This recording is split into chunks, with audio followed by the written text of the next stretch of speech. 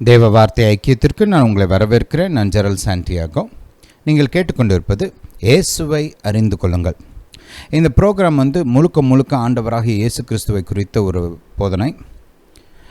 ஆண்டவராகிய இயேசு யார், அவர் எப்படிப்பட்டவர், அவருடைய சுபாவம் என்ன, அவர் இந்த பூமியில் வாழும்போது என்ன போதித்தார், அவருடைய வழிமுறைகள் என்ன, அவர் செய்த அற்புதங்கள் என்ன, அவருடைய கிரியைகள் என்ன, அவர் எப்படி மனுக்குலத்திற்கென்று மீட்பை உண்டு பண்ணினார், பாவ மன்னிப்பை எப்படி பெற்றுக் கொடுத்தார், அவருடைய உயிர்த்தெழுதல், அவரால் அவருடைய போதனைகள்னால நமக்கு இன்று உண்டாகிற ஸ்லாக்கியங்கள், ஆசீர்வாதங்கள், நன்மைகள், இவைகளை குறித்த ஒரு போதனை, ஒரு ப்ரோக்ராம் இது. அநேகம் பேர் பாருங்கள், ஆண்டவராகிய இயேசுவை எனக்கு தெரியும் நினச்சிக்கிறாங்க. ரைட்? ஏதோ ஒரு சில கிறிஸ்துவ சினிமாக்கள் பார்த்ததுனாலையோ, இல்லை ஒரு சில கிறிஸ்துவ ப்ரோக்ராம்ஸ் பார்த்ததுனாலையோ, இல்லை ஏதோ ஒரு சிலர் ஒரு சில கிறிஸ்துவ நண்பர்கள் இருப்பாங்க, அவங்க மூலமாக கொஞ்சம் கேள்விப்பட்டிருப்பாங்க, ஒரு சிலர் கிறிஸ்துவ ஸ்கூல்ஸில் படிச்சிருப்பாங்க. ரைட்? இப்படி இங்கே கொஞ்சம் அப்படி இயேசுவை குறித்து கேள்விப்பட்டதுனால, இல்லை ஓரளவுக்கு இயேசுவை குறித்து தெரிந்ததுனால, இயேசுவை குறித்த ஒரு போதனைகளை கேட்டதுனால எனக்கு இயேசு நல்லா தெரியும் அப்படின்னு நினச்சிக்கிறாங்க. பாருங்கள், நான் ஒரு கத்தோலிக்க குடும்பத்தில் பிறந்தவன். ரைட்? நாங்களாம் பரம்பரை கிறிஸ்தவர்கள். ஏதோ ஒரு தலைமுறை 2 தலைமுறைலாம் இல்லை. ரைட்? தலைமுறையாக கிறிஸ்தவங்களாக இருந்தவங்க நாங்களாம் வாரம் சர்ச்சுக்கு போவோம். எங்கள் தாத்தாலாம் டெய்லி சர்ச்சுக்கு போவார். புரியுதா? ஹல்லேலூயா. இப்படிப்பட்ட குடும்பத்திலேருந்து வந்தவன் நான் படித்தது ஒரு கிறிஸ்தவ ஸ்கூலில். எங்கள் ஸ்கூலில் வாரத்தில் 5 நாள் டெய்லி பைபிள் கிளாஸ் இருக்கும். ஹல்லேலூயா. ஒவ்வொரு நாளும் 40 நிமிஷம். ரைட்? வாரத்தில் 5 நாள். நான் ஒரே ஸ்கூலில் தான் படித்தேன். எல்கேஜியில் ஆரம்பித்து 12ஆம் கிளாஸ் வரைக்கும் ஒரே ஸ்கூல், 14 வருஷம். ரைட்? அந்த ஸ்கூலில் படிச்சிருக்கேன்.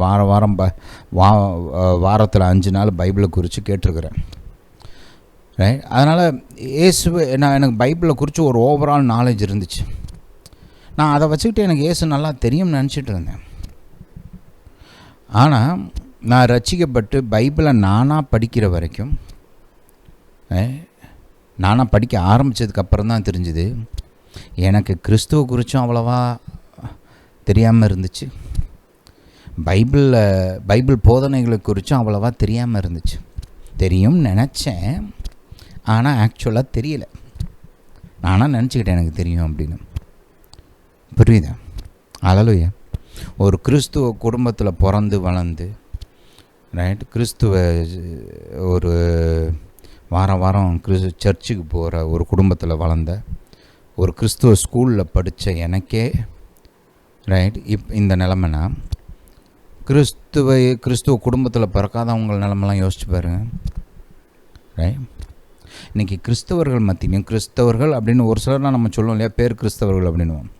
பேரெல்லாம் நல்லா தான் இருக்கும், கிறிஸ்துவ ஸ்டைலில் இருக்கும். ரே, ஆனால் உள்ளுக்குள்ளே அவங்க ரசிக்கப்பட்டிருக்க மாட்டாங்க, மறுபடியும் பிறந்திருக்க மாட்டாங்க, பைபிள்லாம் வாசிக்க மாட்டாங்க. ஆனால் கிறிஸ்துவ எனக்கு தெரியும் நினச்சிக்குவாங்க. அது ஒரு இன்னும் ஒரு பெரிய அளவு ஏமாற்றம் பாருங்க. அது ஒரு சிலருக்கு தெரியும் எனக்கு கிறிஸ்துவ தெரியாதுன்னு ஒத்துக்குவாங்க. ஆனால் என்ன மாதிரி ஆட்கள் நிறைய பேர் இருக்கிறாங்க கிறிஸ்துவ உலகத்தில். தெரியும் நினச்சிக்குவாங்க, ஆனால் ஆக்சுவலாக தெரியாது. புரியுது? ஹல்லேலூயா. Hallelujah to Jesus. அதனால் பாருங்கள், நீங்கள் கிறிஸ்துவர் அல்லாத ஒருவராக இருந்தாலும் சரி, இல்லை கிறிஸ்துவ குடும்பத்தில் இருந்துக்கிட்டே உங்களுக்கு கிறிஸ்துவ அவ்வளோவா தெரியலனாலும் சரி, உங்களுக்கு இது ஒரு நல்ல ப்ரோக்ராம். இங்கே பைபிளில் இருந்து இயேசுவை குறித்த சத்தியத்தை நீங்கள் கேட்டு அறிந்து கொள்வீர்கள். நம்பர் 1. ரைட்? இயேசுவை மெய்யான விதத்தில், நல்ல விதத்தில், எளிமையான விதத்தில், புரிந்து கொள்ளக்கூடிய விதத்தில் நீங்கள் இயேசு கிறிஸ்துவை குறித்து இந்த ப்ரோக்ராம் மூலமாக தெரிந்து கொள்வீர்கள். இன்னொன்று பாருங்கள், நீங்கள் ஆல்ரெடி நான் உண்மையிலே ரசிக்கப்பட்டிருக்கேன் பிரதர், நான் மறுபடியும் பிறந்த கிறிஸ்துவன் அப்படின்னாலும் இந்த ப்ரோக்ராம் உங்களுக்கு ஒரு நல்ல ப்ரோக்ராம். ஏன்னா கவனிங்க, இயேசுவை குறித்த அறிவிலையும், இயேசுவை குறித்த கிருபையிலையும், இயேசுவை குறித்த விசுவாசத்திலும் நீங்கள் கட்டாயம் வளருவீங்க. இந்த ப்ரோக்ராம் நீங்கள் வாரம் கேட்டிங்கன்னா, ரைட், இயேசுவை குறித்த அறிவில் நிச்சயமாக பெறுவீங்க. இயேசுவை குறித்த விசுவாசம் உங்களுக்குள்ளே கட்டாயமாக வளரும். இயேசுவை குறித்த கிருபையில் வளருவீங்க. புரியுதா? ரைட். அது மட்டுமல்ல, இயேசுவை நீங்கள் மற்றவர்களுக்கு அறிமுகப்படுத்துவதற்கு ஆயத்தம் பண்ணப்படுவீர்கள். ஒரு ட்ரைனிங் மாதிரி உண்டாகும். இதை ரெகுலராக கேட்டிங்கன்னா நீங்கள் இயேசுவை மற்றவங்களுக்கு கான்ஃபிடெண்ட்டாக அறிமுகப்படுத்துவதுக்கு தயார்படுத்தப்படுவீங்க. ரைட். ஏன் நீங்களே ஒரு பைபிள் ஸ்டடி நடத்துறதுக்கு பைபிள் ஸ்டடியோ இல்லை ஒரு ப்ரீச்சிங் மாதிரியோ நீங்கள் ஸ்டார்ட் பண்ணுறது கூட நீங்கள் ஆயத்தம் பண்ணப்படுவீர்கள். நான் பெங்களூரில் இருக்கும்போது ஒரு சபைக்கு போய் கொண்டு இருந்தேன். அந்த சபையில் எங்கள் பாஸ்டர் வந்து பார்த்திங்கன்னா ஒரு மெத்தட் ஃபாலோ பண்ணுவார். என்னென்னா, இந்த கிறிஸ்துவை குறித்த இந்த அடிப்படை கிறிஸ்தவத்தை குறித்த பேசிக் ஃபவுண்டேஷனல் டாக்டரன்ஸ் அப்படின்னு சொல்லுவாங்க. அதை வந்து வாரம் போதிப்பார். வியாழக்கிழமைகளில் வந்து வாரம் போதிப்பார். 2 மணி நேரம் கண்டினியூஸாக ஒரே செஷன் 2 மணி நேரம் இருக்கும். அது வந்து கர்த்தர் மேலே வாஞ்சையுள்ள ஆட்கள் தான் அதுக்கு வருவாங்க. என்ன வந்தானா நல்லா போதிச்சிடுவார். வாரம் அந்த ஒரு 6 ஃபவுண்டேஷனல் டாக்டர்ஸ் இருக்கு இல்லையா, அதெல்லாம் போதிப்பார். போதிச்சு அதில் நல்லா தேர்ந்தவங்களெல்லாம் என்ன பண்ணுவார், அவங்க ஏரியாவில் பைபிள் ஸ்டடி நடத்துகிறதுக்கு அவங்க வந்து சர்ச் மெம்பர்ஸ், அங்கே அந்த லோக்கலில் இருக்க சர்ச் மெம்பர்ஸுக்கெல்லாம் பைபிள் ஸ்டடி நடத்துகிற மாதிரி அவங்க ரெடி பண்ணி அனுப்பிச்சிடுவார். அவங்க நடத்துவாங்க. அந்த மாதிரி தான். அல்லேலூயா. இங்கே நீங்கள் கேட்குறீங்க, கேட்டுட்டு நீங்கள் கர்த்தரை இயேசுவை மற்றவங்களுக்கு போதிக்கிறதுக்கு இது உங்களுக்கு உதவும். மற்றவங்கள நீங்கள் ட்ரெயின் பண்ணுறது கூட இதில் நல்லா தேறிட்டிங்கன்னா மற்றவங்கள நீங்கள் ட்ரெயின் பண்ணுறது கூட ஆயத்தமாவீங்க. புரியுது? அல்லேலூயா. அல்லேலூயா டு ஜீசஸ். சரி, வாசிப்போம்.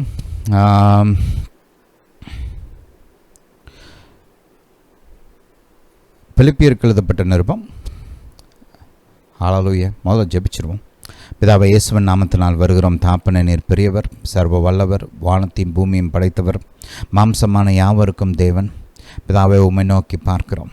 பிதாவே, ஆண்டவராகிய இயேசு கிறிஸ்துவை நீர் எங்களுக்கு வெளிப்படுத்த வேண்டுமா ஜெபிக்கிறோம். ஆண்டவராகிய இயேசு கிறிஸ்துவை குறித்த சத்தியங்களை நீர் எங்களுக்கு போதிக்க வேண்டுமா ஜெபிக்கிறோம். உம்முடைய ஞானம், புத்தி, அறிவு, வெளிச்சத்தினால் எங்களை நிரப்ப வேண்டுமா ஜெபிக்கிறோம். தாப்பனே, அப்போஸ்தலனாகிய பேதுருக்கு, அப்போஸ்தலனாகிய பவுலுக்கும் நீர் ஆண்டவராகிய இயேசு கிறிஸ்துவை வெளிப்படுத்தினது போல என்னுடைய சத்தத்தை கேட்டுக்கொண்டு இருக்கிற ஒவ்வொருவருக்கும் ஆண்டவராகிய இயேசு கிறிஸ்துவை நீர் மகிமையாய் வெளிப்படுத்த வேண்டுமா ஜெபிக்கிறேன். பிதாவை, நீர் அப்படியே செய்கிறதுபடியால் ஸ்தோத்திரம். பிதாவை, உம்மை துதிக்கிறோம், உமக்கு நன்றி செலுத்துகிறோம். இயேசுவின் நாமத்தினால் பிதாவே, ஆமென். அல்லேலூயா. அல்லேலூயா டு ஜீசஸ். வாசிப்போம். பிலிப்பியருக்கு எழுதின நிருபம் 2ஆம் அதிகாரம் 5ஆம் வசனத்திலிருந்து வாசிப்போம். கிறிஸ்து இயேசுவில் இருந்த சிந்தையே உங்களிலும் இருக்க கடவுது. அவர் தேவனுடைய ரூபமாயிருந்தும் தேவனுக்கு சமமாயிருப்பதை கொள்ளையாடின பொருளாக எண்ணாமல் தம்மைத்தாமே வெறுமையாக்கி, சொல்லுங்கள், தம்மைத்தாமே வெறுமையாக்கி அடிமையின் ரூபம் எடுத்து மனுஷர் சாயலானார். அவர் மனுஷ ரூபமாய் காணப்பட்டு மரண பரியந்தம், அதாவது சிலுவையின் மரண பரியந்தமும் கீழ்ப்படிந்தவராகி தம்மைத்தாமே தாழ்த்தினார். கவனிங்க, இயேசு கிறிஸ்து தேவன். ரைட். அவர் வந்து நித்திய தேவன். ஆண்டவராக இயேசு கிறிஸ்துவை குறித்து இந்த சுவிசேஷங்களில் 4 பிரதானமான வெளிப்பாடுகள் இருக்குது. ரைட். மத்தேயு, மார்க்கு, லூக் மற்றும் யோவான். ரைட். இந்த 4 சுவிசேஷங்களையும் வாசிச்சிங்கன்னா ஆண்டவராக இயேசுவை குறித்த 4 பிரதானமான வெளிப்பாடுகள். 1, இயேசு கிறிஸ்து நித்திய தேவன். 2, இயேசு தேவகுமாரன். 3வது, இயேசு வாக்கு பண்ணப்பட்ட மெசியா, ஆபிரகாமின் வித்தும் தாவீதின் குமாரனுமாகிய மெசியா. 4வது வெளிப்பாடு, இயேசு மனுஷகுமாரன். அவர் தேவனாக இருந்தும் இந்த பூமிக்கு வரும்போது மனிதனாக வந்து மனுக்குலத்தை மீட்டெடுத்தார். ரைட். இந்த 4ம் இயேசுவை குறித்த அதிமுக்கியமான வெளிப்பாடுகள். இந்த 4ம் நமக்கு கட்டாயமாக தெரிஞ்சிருக்கணும். இயேசுவை குறித்த எனக்கு ஒரு மெய்யான அறிவு உண்டாகணும் அப்படின்னா, இயேசுடைய போதனைகள், அவருடைய கிரியைகள்லாம் என்ன, எப்படி, எதுக்குன்னு எனக்கு விளங்கணும் அப்படின்னா இந்த 4 காரியங்களையும் நான் அறிந்து கொள்வது அவசியம். அல்லேலூயா. அல்லேலூயா டு ஜீசஸ். சரி, இங்கே பார்க்குறோம் நம்ம யோவான் சொன்ன மாதிரி ஆதியிலே வார்த்தை இருந்தது. வார்த்தைன்றது பார்த்திங்கன்னா இயேசுடைய நாமம் வார்த்தை என்பது. ஏன்னா இயேசு தேவ வார்த்தையின் மூலமாக, ஆவியானவரின் வல்லமையின் மூலமாக பிறந்தவர். நம்ம அதை பார்த்தோம் இல்லையா. இயேசு வந்து ஒரு மனிதனின் வித்தின் மூலமாக பிறக்காமல் வார்த்தையினால் இந்த பூமியில் வந்தவர். வார்த்தை தான் வித்தாக பயன்படுத்தப்பட்டது. பரிசுத்த ஆவியானவருடைய வல்லமை தான் பயன்படுத்தப்பட்டது. அதனால தான் பாருங்கள், ஆண்டவராக இயேசுவுக்கு ஒரு பேர் இருக்குது, வார்த்தை. ஹல்லேலூயா, ஹல்லேலூயா டு ஜீசஸ். அதை நீங்கள் இப்படி கூட வாசிக்கலாம். யோவான் 1:1 நீங்கள் வாசிக்கும்போது நான் இப்படி பண்ணுவேன், முதல்ல அதில் இருக்கிற மாதிரி அப்படியே வாசிச்சிடுவேன். ஆதியிலே வார்த்தை இருந்தது, அந்த வார்த்தை தேவனிடத்தில் இருந்தது, அந்த வார்த்தை தேவனாய் இருந்தது, அவர் ஆதியிலே தேவனோடு இருந்தார், சகலமும் அவர் மூலமாய் உண்டாயிற்று, உண்டானதொன்றும் அவராலே அல்லாமல் உண்டாகவில்லை, அவருக்குள் ஜீவன் இருந்தது, அந்த ஜீவன் மனுஷருக்கு ஒளியாக இருந்தது அப்படின்னு வாசிச்சிருவேன். இருக்கிற மாதிரி அப்படியே வாசிச்சுட்டு அடுத்து என்ன பண்ணுவேன், அந்த வார்த்தைன்ற இடத்துல, அந்த அவர்ன்ற இடத்துலலாம் இயேசுன்னு பேரை போட்டுருவேன். போட்டு இப்படி வாசிப்பேன். எனக்கு அது ரொம்ப உதவியாக இருக்கும். ஆதியிலே இயேசு இருந்தார், அந்த இயேசு தேவனிடத்தில் இருந்தார், அந்த இயேசு தேவனாய் இருந்தார், இயேசு ஆதியிலே தேவனோடு இருந்தார், சகலமும் இயேசு மூலமாய் உண்டாயிற்று, உண்டானதொன்றும் இயேசுவே அல்லாமல் உண்டாகவில்லை, இயேசுவுக்குள் ஜீவன் இருந்தது, அந்த ஜீவன் மனுஷருக்கு ஒளியாக இருந்தது. இப்படி வாசிக்கும்போது எனக்குள்ளே என்னமோ நடக்கும், சம்திங் ஹேப்பன்ஸ். நான் உண்மையாக சொல்கிறேன் உங்களுக்கு. நீங்கள் வாசித்து பாருங்கள், உங்களுக்கும் அது ரொம்ப ஆசீர்வாதமாக இருக்கும். ஹல்லேலூயா. அப்போ இங்கேயும் பார்க்குறோம், அங்கே பிலிப்பியரில் பவுல் அப்போஸ்தலன் எழுதுனது தான் இங்கே யோவானும் எழுதியிருக்கிறார். இயேசு நித்திய தேவன். ஹல்லேலூயா. வானத்தையும் பூமியும் உண்டாக்கின தேவன். அவர் தேவனுக்கு சமமாக இருந்தும், அதாவது பிதாவாகிய தேவனுக்கு சமமாக இருந்தும், அவர் அந்த தேவன்ற அந்த ஸ்தானத்தை கொள்ளையாடின பொருளாக யோசிக்கவில்லையாம். நம்ம மேலே இருந்த அன்புனால் நம்ம ரட்சிக்கப்படணும், நம்ம அழிந்து போகக்கூடாது அப்படின்ற ஒரு வாஞ்சையினால் அவர் அந்த தேவன்ற அந்த ஸ்தானத்தை, தேவனுக்கு சமமாக இருக்கிற அந்த ஸ்தானத்தை, தேவனுடைய ரூபமாக இருக்கிற அந்த ஸ்தானத்தை ஒரு கொள்ளையாடின பொறாமல், அதாவது பற்றி கொள்ள வேண்டிய ஒரு காரியமாக எண்ணாமல் தம்மைத்தாமே வெறுமையாக்கினா என்ன, அந்த தெய்வீக வல்லமைகள், அந்த தெய்வீக அதிகாரங்கள், அந்த தெய்வீக ஸ்லாக்கியங்கள் இதெல்லாம் எடுத்து ஓரங்கட்டி வச்சுட்டு ஒரு அடிமையின், அதாவது மனுஷ ரூபம் எடுத்து மனுஷ சாயலானார். எப்போ? இந்த பூமிக்கு வந்தப்ப. ஹல்லேலூயா. அவர் மனுஷ ரூபமாய் காணப்பட்டு மரண பரியந்தம். பாருங்கள் எந்த அளவுக்கு அவர் மனுஷனாக மாறினார்னா, மரணத்தை கூட ருசி பார்க்கக்கூடிய அளவுக்கு மனுஷனாக மாறினார். பாருங்கள், நித்திய தேவனுக்கு மரணம் கிடையாது, அதனால தான் அவர் நித்திய தேவன். அவர் சாக முடியும்னா அவர் எப்படி இந்த தேவனாக இருக்க முடியும் இல்லையா? பாருங்கள், நித்திய தேவன் என்பது சாவாமை உள்ளவர் இல்லையா? அப்படிப்பட்ட தேவன் இந்த பூமிக்கு வரும்போது தன்னை ஒரு மனிதனாக மாற்றி, அதாவது இப்படி சொல்லலாம், அதை தன்னைத்தானே வெறுமையாக்கி மனித ரூபம் எடுத்து வந்தார். எந்த அளவுக்குன்னா, மனுக்குலத்தின் பாவத்தை, அவர் சொந்த பாவம் கிடையாது, ஏன்னா இயேசு பாவமே செய்யாத தேவ ஆட்டுக்குட்டி இல்லையா? இயேசு மனுக்குலத்தின் பாவத்தை தன்மையில ஏற்றுக்கொள்ளக்கூடிய அளவுக்கு மனுஷனாக வந்தார். பாருங்க, தேவன் ஒளியாகவே இருக்கிறவர், சர்வ வல்லவர், மகிமையின் ராஜா, மகிமையின் தேவன். அவர்கிட்ட பாவம் அணுக முடியாது, மரணம் அவர்கிட்ட போக முடியாது, அந்தகாரம்ன்றது அவர் பக்கத்திலே போக முடியாது.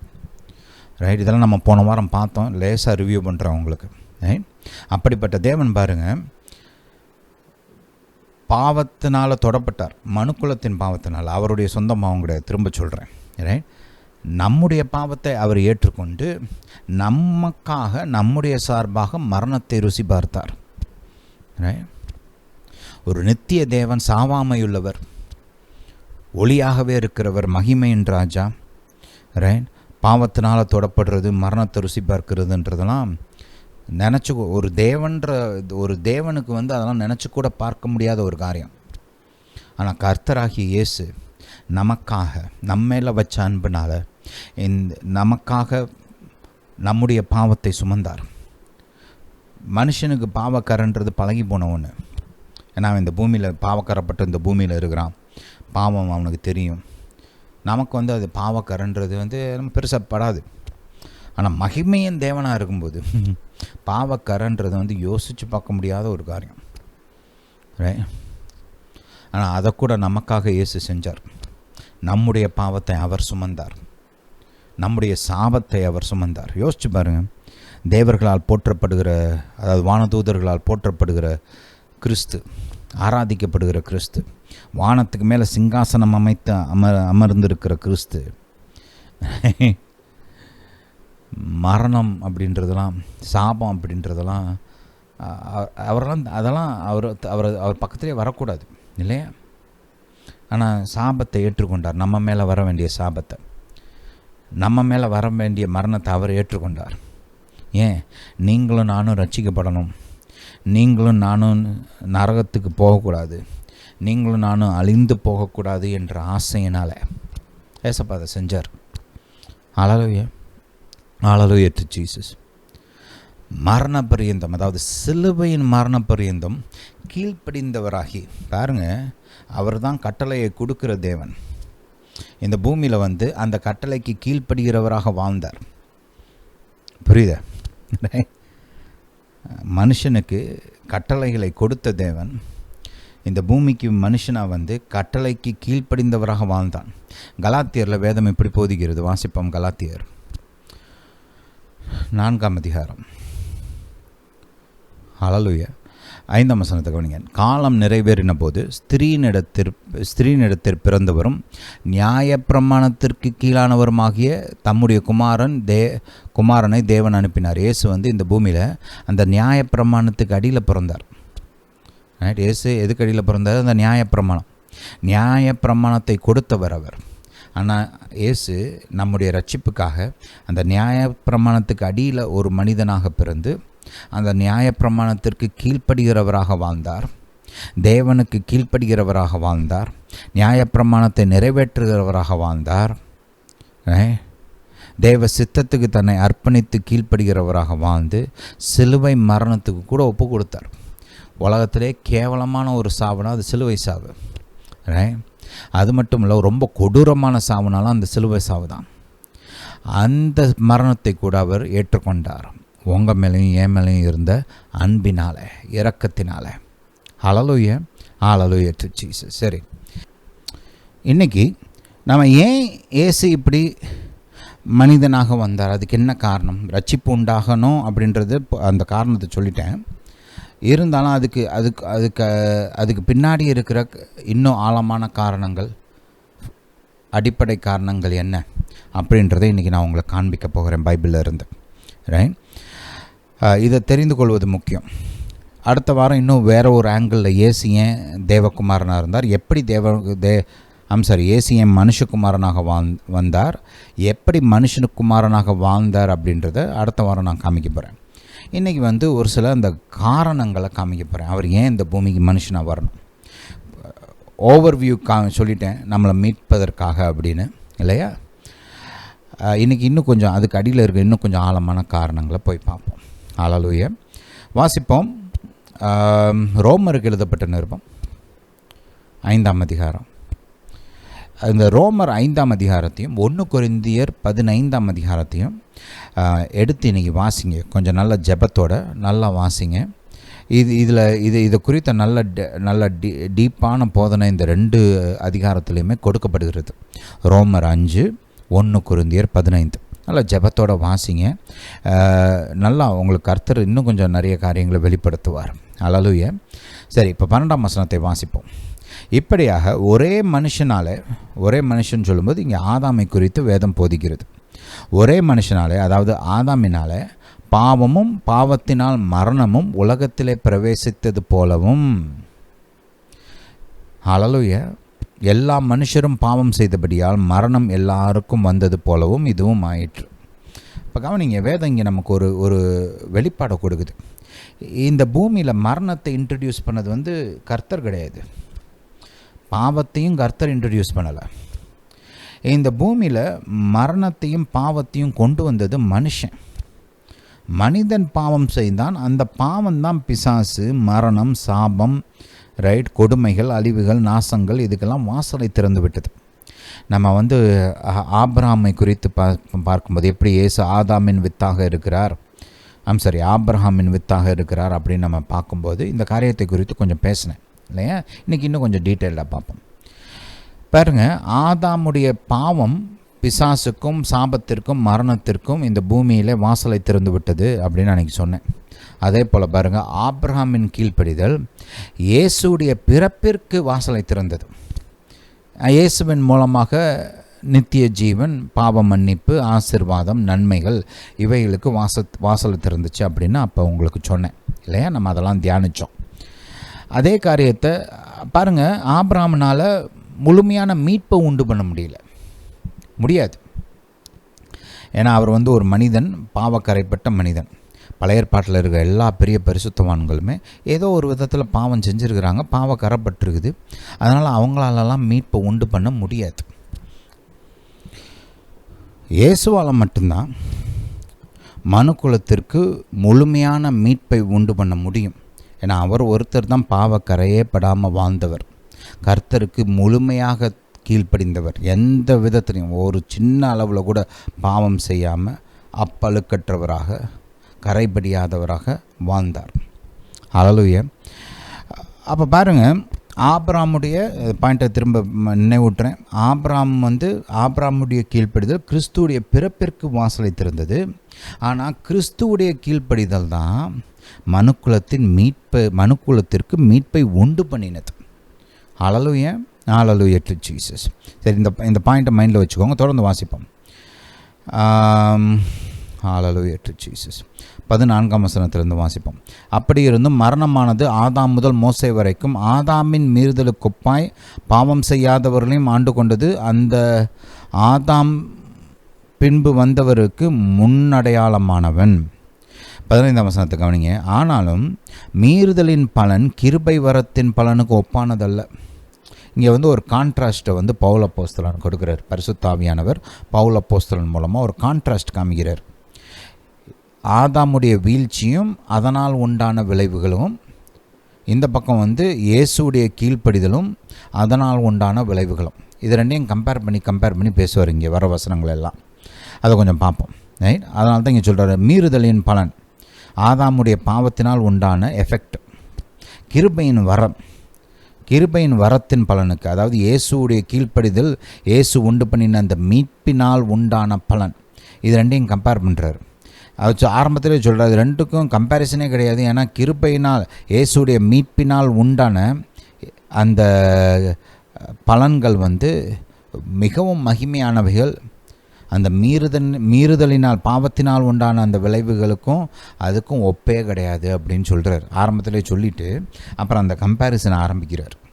எப்படியெனில், ஒருவனுடைய மீறுதலினாலே அநேகர் மரித்திருக்க, தேவனுடைய கிருபையும் இயேசு கிறிஸ்து என்னும் ஒரே மனுஷனுடைய கிருபையினாலே வரும் ஈவும். பாருங்கள், இங்கே தெளிவாக சொல்கிறாரு பாருங்கள். ரைட். இயேசு கிறிஸ்து என்னும் ஒரே மனுஷன். ஹல்லேலூயா. இந்த மீட்பை இயேசு ஒரு மனிதனாக தான் உண்டு பண்ண முடியும். ஏன்னா பாவத்திற்கு வாசலை திறந்தது மனுஷன், ஆதாம். பாவத்துக்கும் மரணத்துக்கும் வாசலை திறந்து விட்டது மனுஷன். அதனால் இப்போ ஒரு மனுஷன்தான் மீட்பையும் உண்டு பண்ணணும். புரியுதா? ஹல்லேலூயா.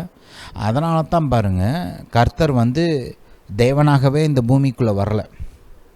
இந்த பூமிக்கு வரும்போது தெய்வீக வல்லமைகள், தெய்வீக அந்த மகிமைகள் இதெல்லாம் எடுத்து வச்சுட்டு தன்னையே வெறுமையாக்கி ஒரு மனிதனாக இந்த பூமிக்கு வந்தார். ஏன்னா அந்த மீட்பின் கிரியையை அவர் ஒரு மனிதனாக நிறைவேற்ற வேண்டும். புரியுதா? அதனால தான் அப்படி செஞ்சார். இயேசு கிறிஸ்து என்னும் ஒரே மனுஷனுடைய கிருபையினாலே வரும் ஈவு அநேகர் மேல் அதிகமாய் பெருகி இருக்கிறது. மேலும் ஒருவன் பாவம் செய்ததினால்,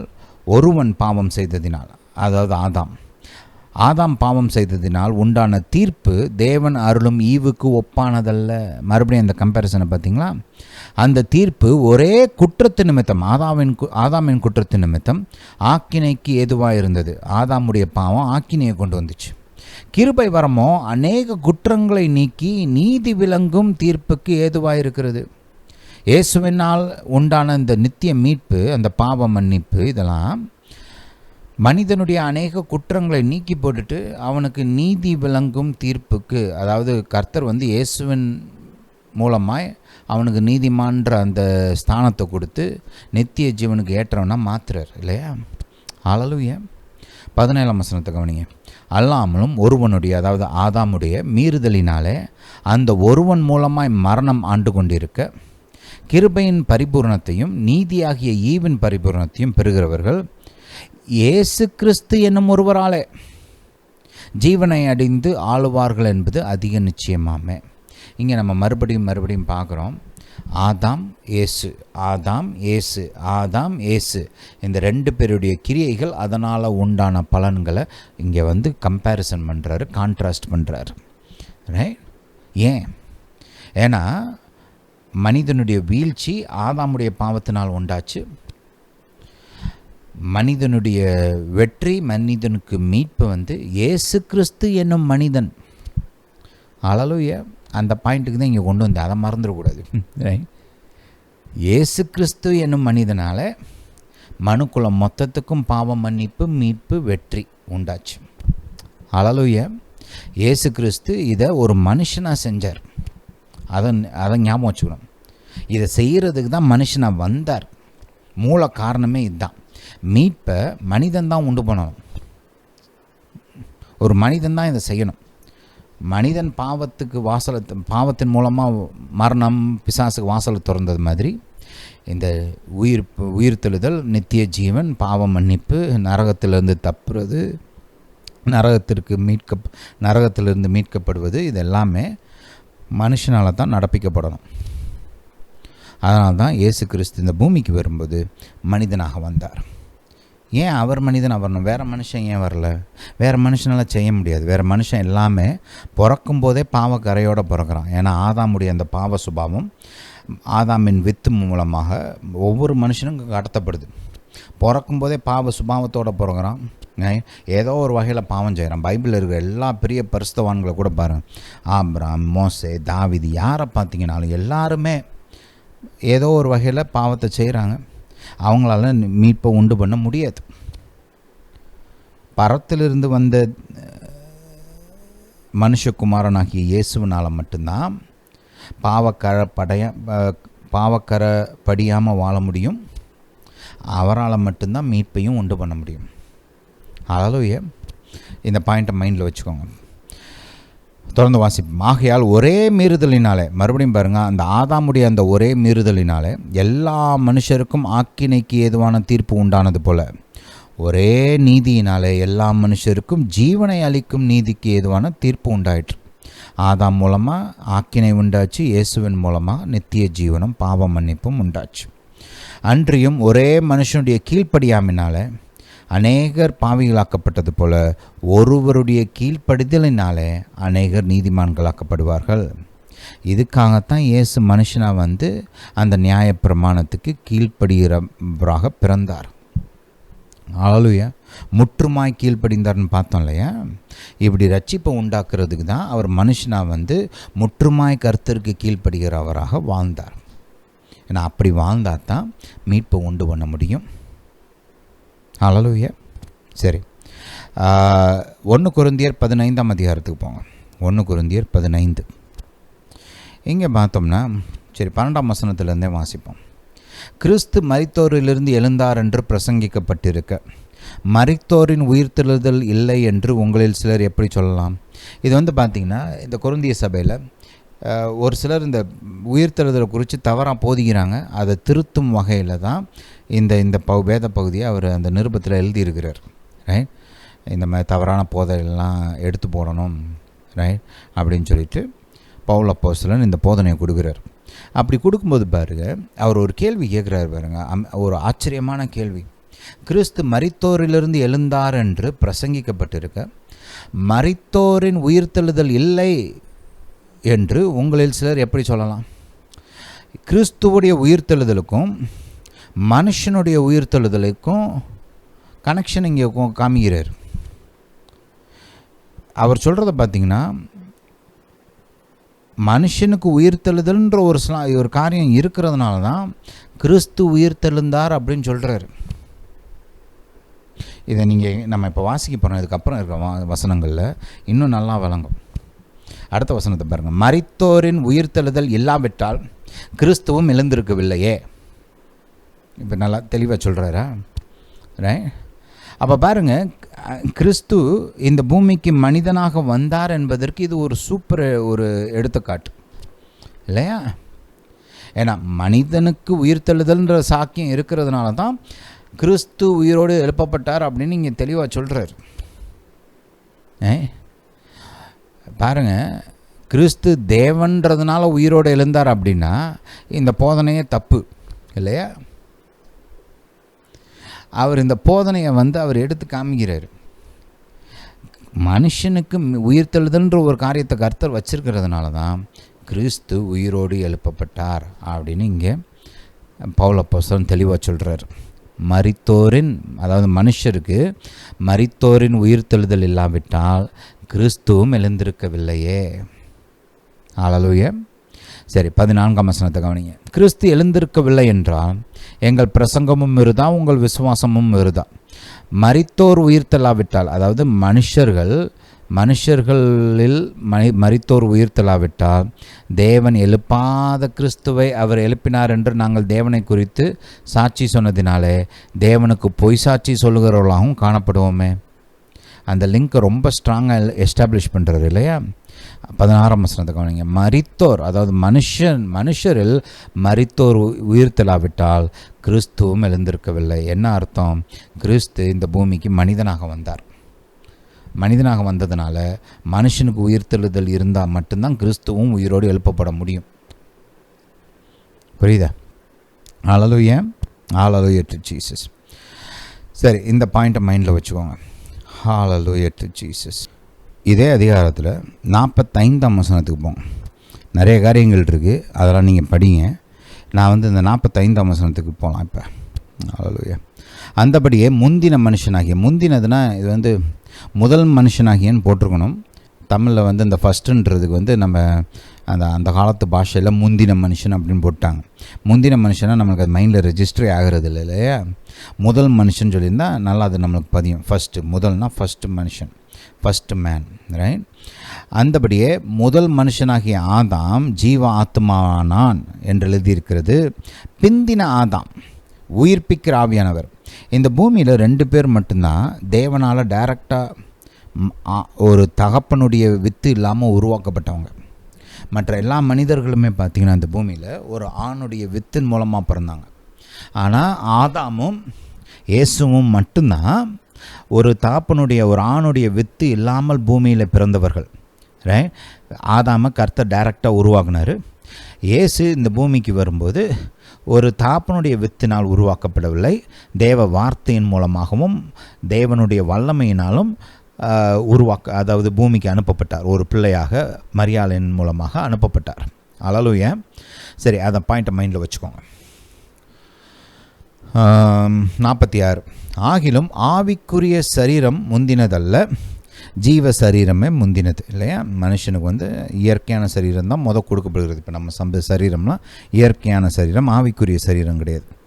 ஆவிக்குரிய சரீரத்தை நம்ம பின்னாடி பெற்றுக்கொள்வோம், வேதம் போதிக்குது. அடுத்த வசனத்தை கவனிங்க. முந்தின மனுஷன், அதாவது முதல் மனுஷன் பூமியிலிருந்து உண்டான மண்ணானவன். அவனுடைய சரீரம் மண்ணில் தான் கர்த்தர் உருவாக்குனார் இல்லையா? இரண்டாம் மனுஷன் வானத்திலிருந்து வந்த கர்த்தர். இந்த பாயிண்ட் அது கர்த்தர், அதாவது வானத்தையும் பூமியும் படைத்த கர்த்தர் இந்த பூமிக்கு மனுஷனாக வந்தார் என்ற சத்தியத்தை அற்புதமாக சொல்லுது இல்லையா? இரண்டாம் மனுஷன். ஏன் இயேசுவை இரண்டாம் மனுஷன் வேதம் போதிக்குது? இரண்டாம் ஆதாம், கரெக்டாக சொல்லணும்னா ஆக்சுவலாக முந்தின ஆதாம், ஃபர்ஸ்ட் ஆடம். இது இரண்டாம் மனுஷன்றது இரண்டாம் ஆதாம்.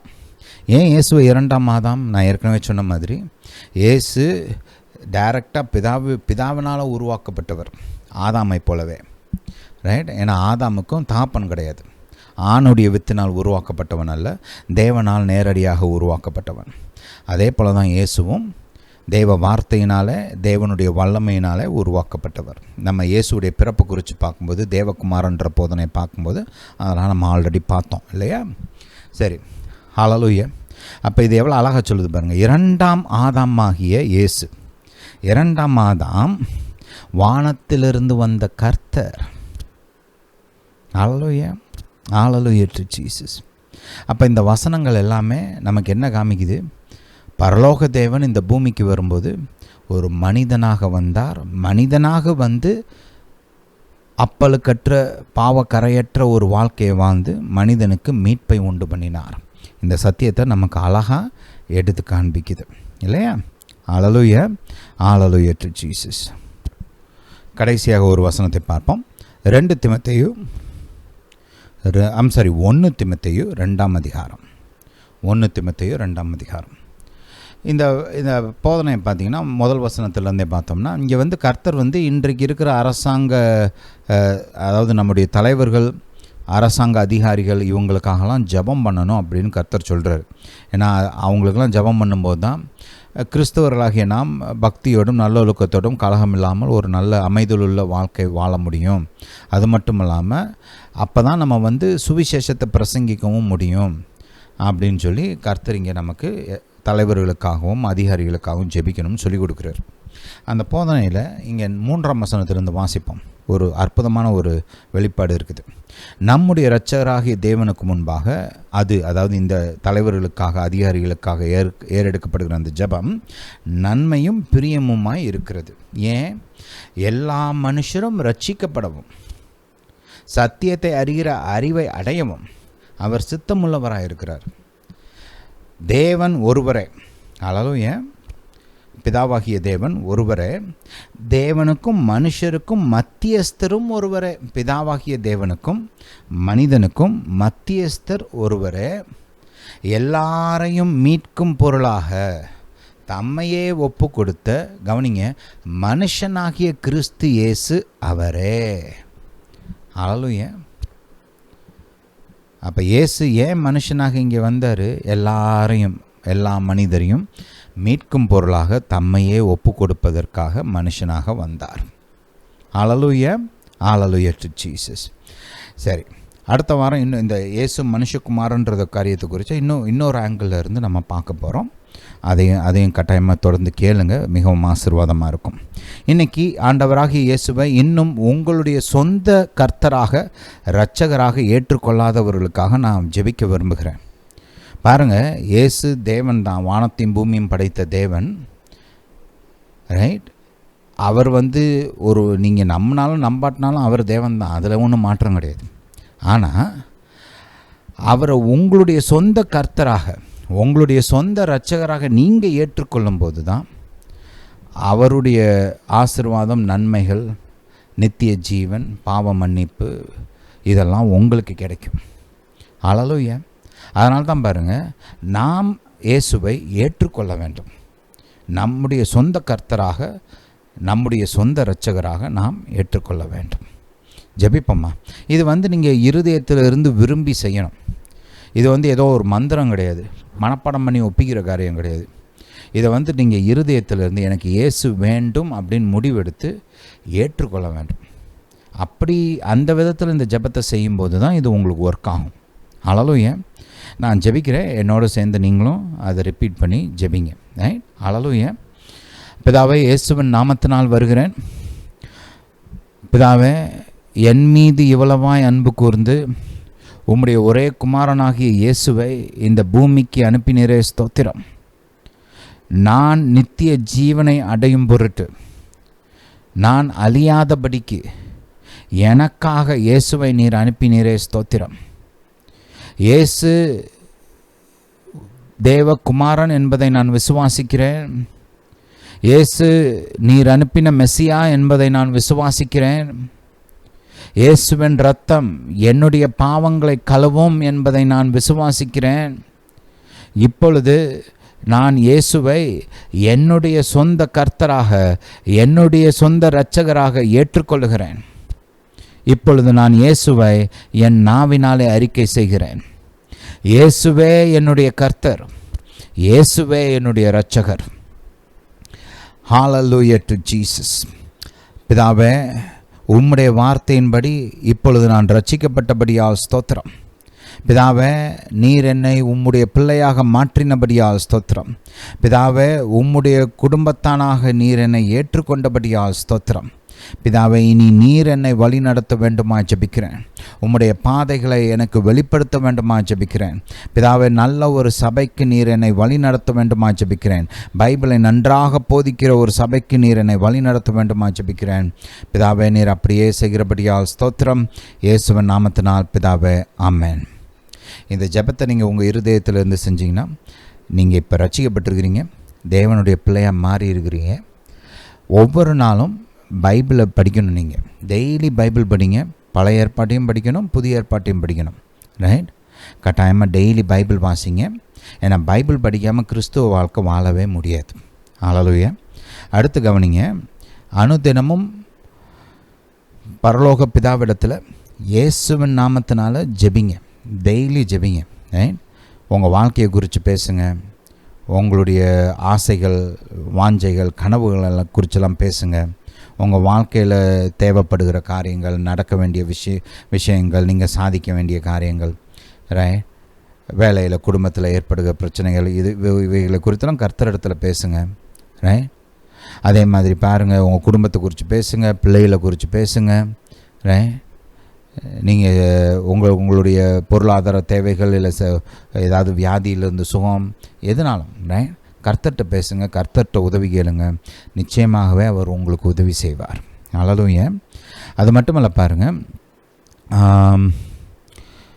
கர்த்தாவே என்னை வழி நடத்துங்க அப்படின்னு சொல்லிட்டு ஒரு நல்ல சபையை கண்டுபிடிங்க. ரைட்? பைபிளை போதிக்கிற ஒரு நல்ல சபைக்கு போய் அங்கே ஜாயின் பண்ணிக்கோங்க. ஏன்னா மற்ற கிறிஸ்துவர்களுடைய ஒரு ஐக்கியம் உங்களுக்கு அவசியம் தேவை. அது உங்கள் கிறிஸ்தவ வாழ்க்கைக்கு ரொம்ப முக்கியம். அதனால் கட்டாயமாக நல்லா பைபிள் போதிக்கிற ஒரு சபையில் போய் ஜாயின் பண்ணிக்கோங்க. ரைட்? ஹல்லேலூயா. ஒவ்வொரு வாரமும் ஞாயிற்றுக்கிழமை சாயங்காலம் இயேசுவை அறிந்து கொள்ளுங்கள் அப்படின்ற இந்த ப்ரோக்ராம் நம்ம பப்ளிஷ் பண்ணுறோம். யூடியூப் சேனலில் கேட்கலாம் நீங்கள். ரைட்? ஒவ்வொரு வாரமும் இது செய்கிறோம். அதனால் கேட்டு பயன்பெறுங்க. ஆண்டவராக இயேசு கிறிஸ்துவை குறித்த அந்த விசுவாசத்தில் நீங்கள் பலப்படுவதற்கு உங்களுக்கு ரொம்ப உதவியாக இருக்கும். ரைட்? அது மட்டும் இல்லாமல் வாரம் முழுவதும் பைபிளில் இருந்து பல டாப்பிக்கில் நம்ம தேவ வார்த்தையை பிரசங்கம் பண்ணுறோம், அதை பப்ளிஷ் பண்ணுறோம். அதெல்லாம் கேட்டு பயன்பெறுங்க. மிகவும் ஆசீர்வாதமாக இருக்கும். ஹல்லேலூயா. Hallelujah to Jesus. உங்களுக்கு தெரிந்த விசுவாசிகள், உங்களுக்கு தெரிந்த ஊழியக்காரங்கள், உங்களுடைய உற்றார் உறவினர்கள், நண்பர்கள் எல்லாருக்கும் இந்த வீடியோ, இந்த மெசேஜை, இந்த லிங்க் அனுப்பிச்சி வைங்க. இது அவங்களும் கேட்டு ஆசீர்வதிக்கப்படட்டும். அவங்களுக்கும் பிரயோஜனமாக இருக்கும். கர்த்தர் உங்களை ஆசீர்வதிப்பார். ஹல்லேலூயா. இந்த போதனை கேட்டபடியால் நன்றி. கர்த்தர் உங்களை ஆசீர்வதிப்பாராக. நம்முடைய இயேசு ராஜா சீக்கிரம் வருகிறார்.